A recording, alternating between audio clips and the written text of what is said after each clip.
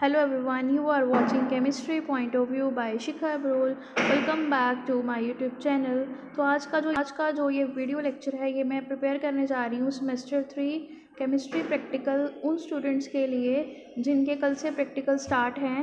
GNDU university से affiliated colleges के practical जो कल से स्टार्ट है, वहाँ पे थर्ड सेमेस्टर के जो बच्चे हैं जिनका केमिस्ट्री का प्रैक्टिकल है उनके लिए वाइवा क्वेश्चंस जो हैं हमारे पास। ये आपका सिलेबस है एक केमिस्ट्री का थर्ड सेमेस्टर प्रैक्टिकल का।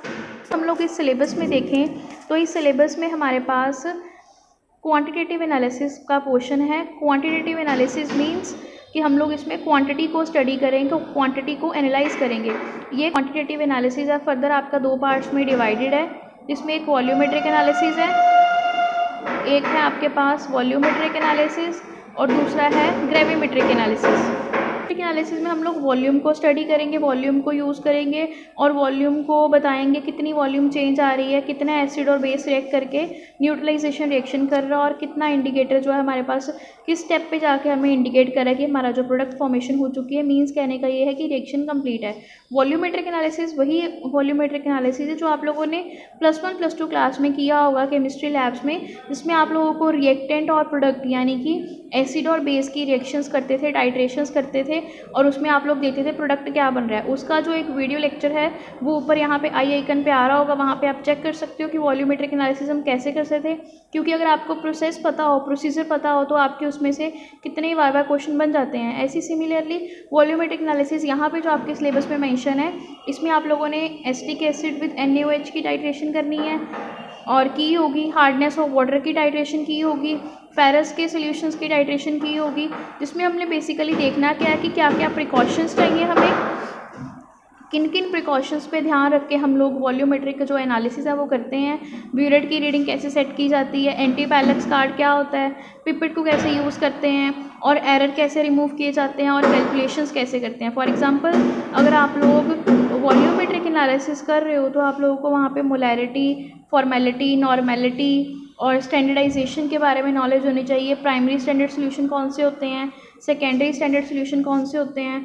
प्राइमरी स्टैंडर्ड सोल्यूशन वो सोल्यूशंस होते हैं जिनकी जो नॉर्मेलिटी है या मोलैरिटी है वो विद टाइम चेंज नहीं होती है और जिन पे टेम्परेचर का इफ़ेक्ट नहीं पड़ता है।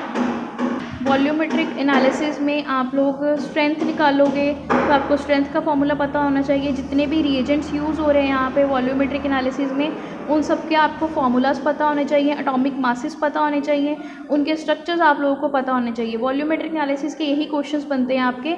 उसके बाद बात करेंगे ग्रेविमेट्रिक एनालिसिस की। ग्रेविमेट्रिक एनालिसिस में हमारे पास क्वेश्चन बनते हैं कि कैसे हम लोग मेटल्स को सेपरेट करते हैं उनके रिस्पेक्टिव सॉल्ट से।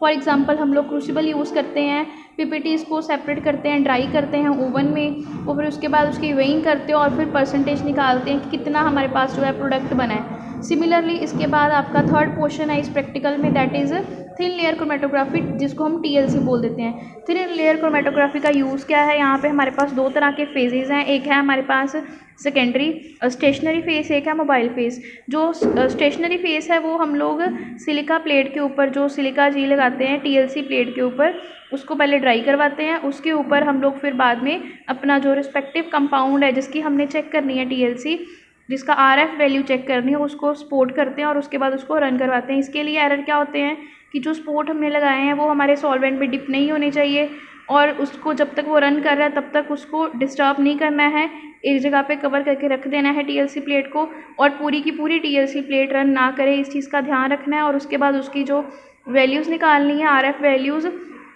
उनको निकालते टाइम ध्यान रखना है कि हमारे पास कैलकुलेशन जो है ध्यान से हो। RF वैल्यूज़ निकालनी है, उसके लिए आपके फार्मूलाज आपके पास जो लैब मैनुअल है उसमें दिए हुए हैं, उन फार्मूलाज को देख लेना और आपके प्रैक्टिकल के पीछे वाइवा क्वेश्चन भी दिए होते हैं रिलेटेड टू द प्रैक्टिकल्स, उनको भी एक बार देख लेना।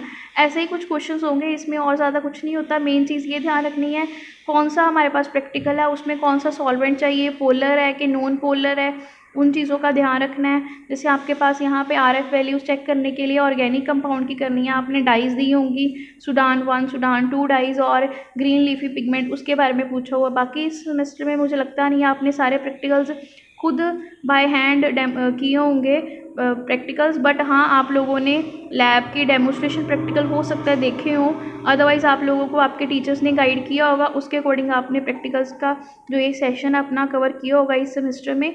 So all the best for your practical examination. और ये वीडियो लेक्चर मैंने स्पेशली इसलिए प्रिपेयर किया है क्योंकि मुझे मेरी स्टूडेंट रजनीश उसने बोला था, रिक्वेस्ट की थी, मैम प्लीज़ 20 से पहले ये लेक्चर अपलोड कर देना, उनका कल प्रैक्टिकल है, तो all the best for that. और सिमिलरली अगर आप लोगों को भी किसी को किसी भी टॉपिक में कोई नॉलेज चाहिए होती है तो आप लोग मुझे कमेंट सेक्शन में टॉपिक बता सकते हो, मैं ट्राई करूँगी कि आपकी जल्दी से जल्दी उस जो टॉपिक है उसकी रिक्वेस्ट को कवर कर दूँ। Thank you, see you in the next lecture. और रजनीश, ये अपने फ्रेंड्स के साथ भी शेयर कर सकते हो आप, जिनको नॉलेज चाहिए इन वाइवा क्वेश्चंस के बारे में और कैसे इसको पढ़ना है, प्रैक्टिकल की तैयारी कैसे करनी है, वो इनको यूज़ कर सकते हैं। Thank you.